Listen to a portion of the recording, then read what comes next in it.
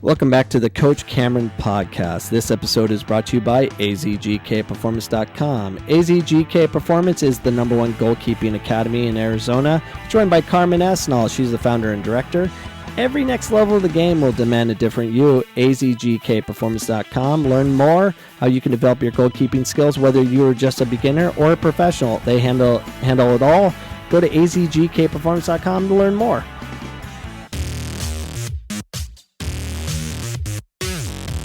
Yeah, AZGK Performance is ridiculous, like awesome.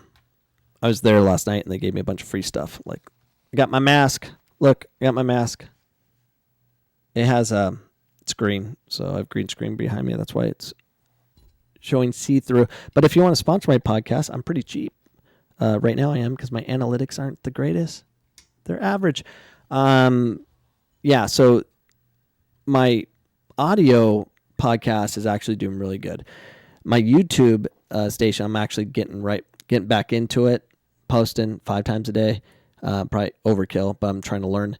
If you want to go to my YouTube channel for all my audio listeners, you can go to youtube.com/Coach Cameron Soccer. So go there and you can actually see the video portion of my podcast, not to take away from my audio analytics, but I just want to give you opportunities to see more of me. But first up on this episode, 528, ex-soccer player once claimed that he was late to practice in Chile because he was abducted by aliens, former teammates say.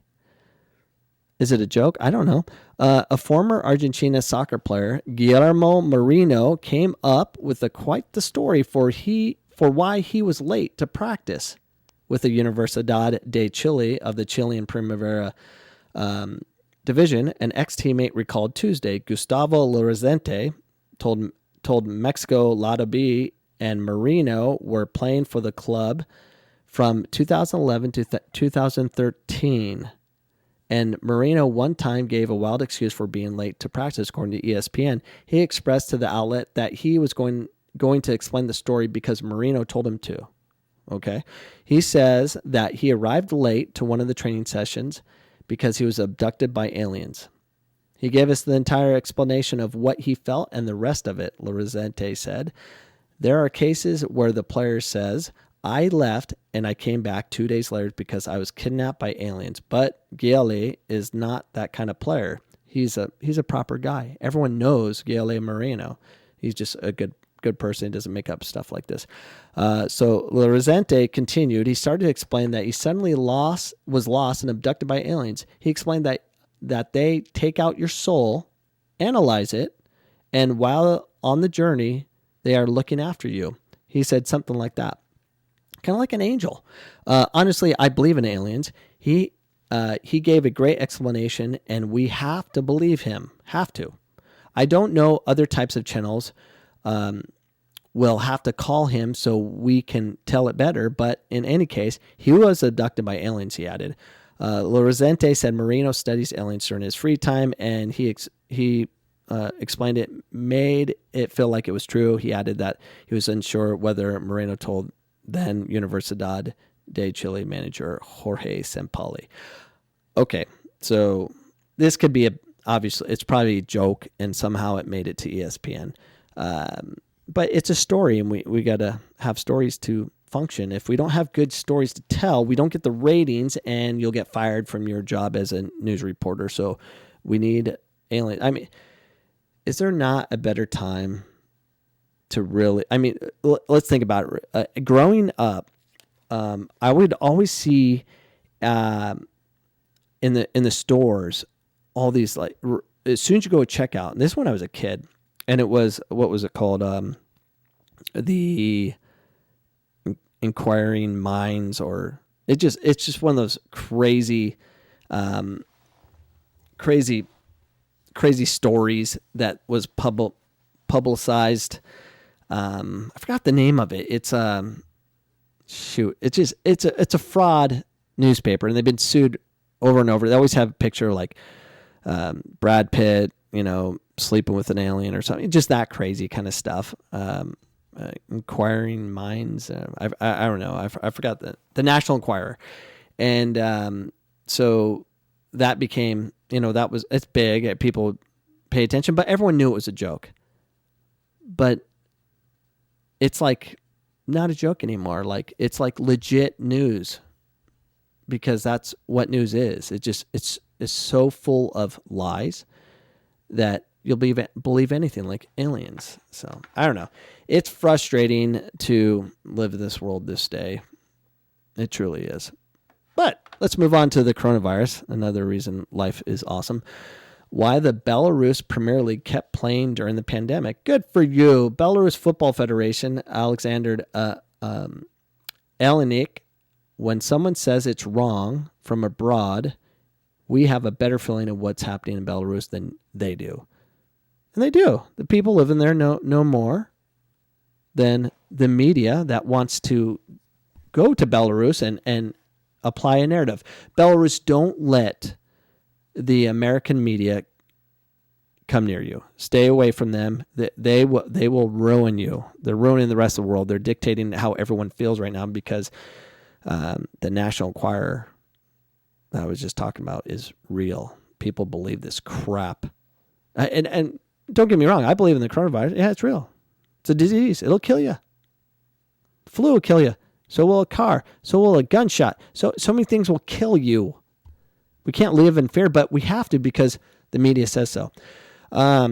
As Europe shut down country by country over the past months, football became one of the many industries brought to a standstill. League after league grounded to a halt as a remote video workouts and running app competition became the norm for elite athletes everywhere. There was one country that insisted the show must go on. Good for you, Belarus. Football in Belarus stood alone and defiant, continued to play games, which led to Professional Players Union FIF Pro labeling the decision as not comprehensible. I think we had about 100 cases when the season started. Alexander Elnik of the Belarus Football Federation told Sky Sports News fans continued to attend the games as the Football Federation introduced hand sanitizers and temperature checks at some venues because we want to make everyone feel safe. Our average numbers for last season are just over 2,000 spectators, and it became lower this season following the news of the virus, Alenik says. We didn't lock the stadiums from public access, but we tried to seat people at certain distances from each other. We also added antibacterial gel and had medical staff monitoring temperatures. Meanwhile, outside the country, football supporters worldwide craved action during the lockdown at home. Sky Sports News broadcast goals, and one group of friends in Australia launched a fan group and met virtually to stream live games. After watching one team beat another 3-1 in a game during which 5 penalties were awarded, they were hooked, but it became clear there were mixed feelings among those providing the entertainment. There were different opinions at the time. We were the only league that played and generated a lot of attention from other countries and media, Alenik said. Some players, especially from abroad, were concerned, but some players were totally okay with continuing. We didn't have players refusing to play or leaving the club camp, but they were different opinions. The virus is now only the beginning to impact the league, with the Friday's game between FC Minsk and Neumann Grodno postponed after one player showed symptoms of COVID-19. That sucks. Just play.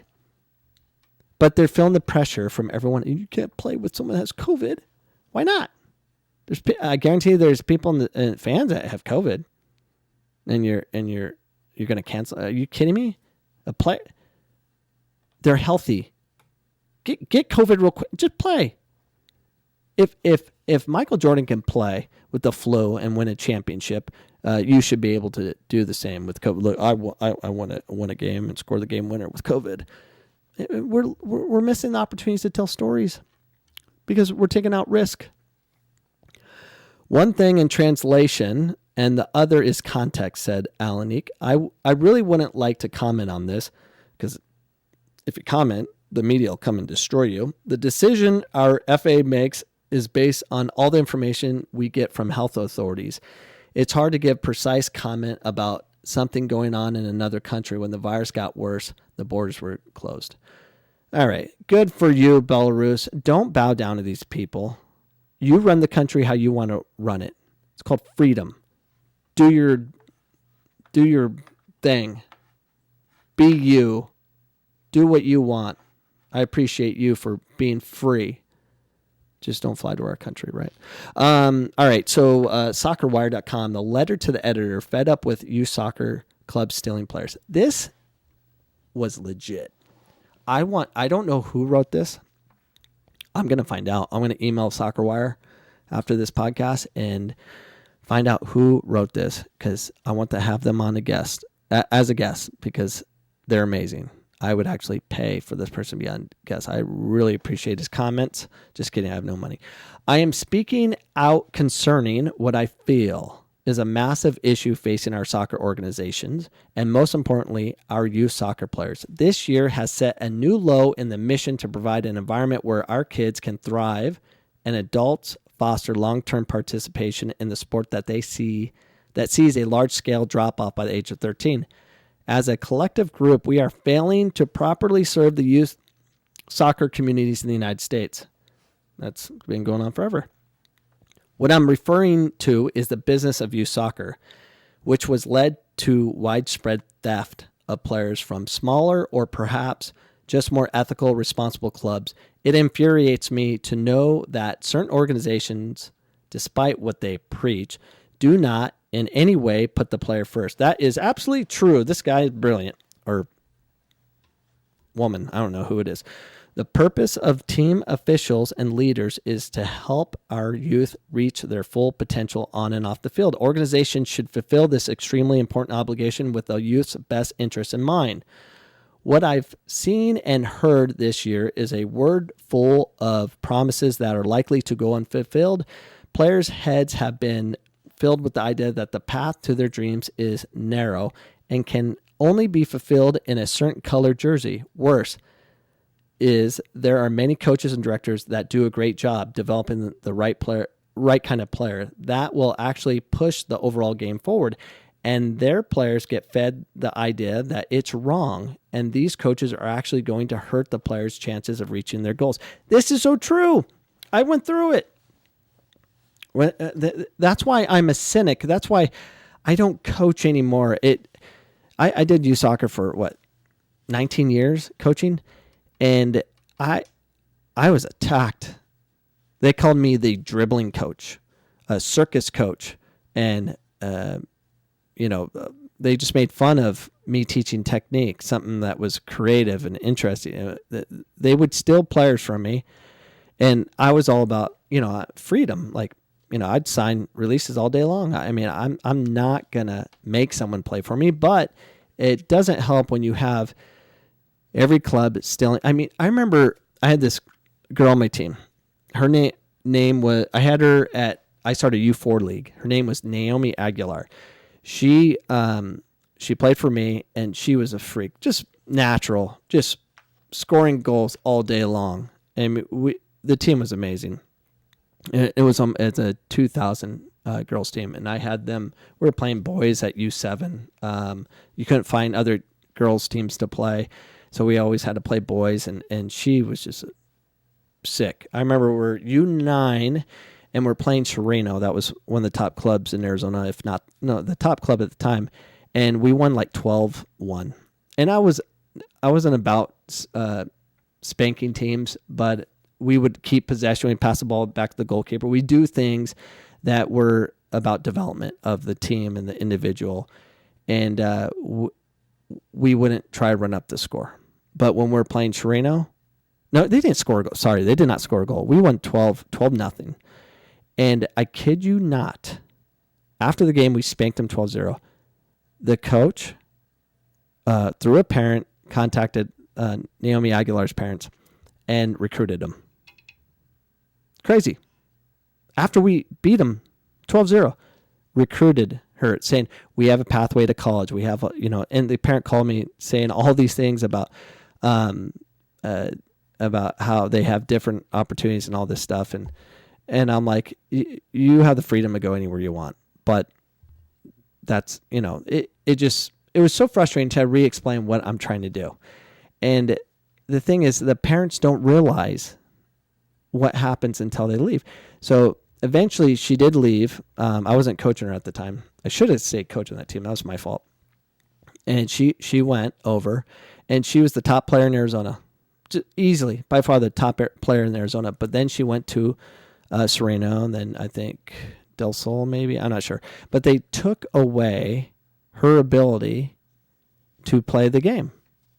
They didn't let her dribble anymore. She wasn't allowed to dribble, and she could dribble 7-8 players, no problem. They robbed her of that.